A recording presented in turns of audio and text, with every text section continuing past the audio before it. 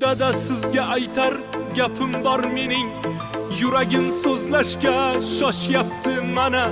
Bugun hammasini oshkor aytaman. Eng zo'r insonim siz o'zingiz dada.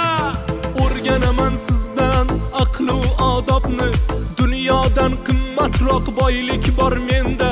Allohga shukrlar sizdek otani menga ota qilib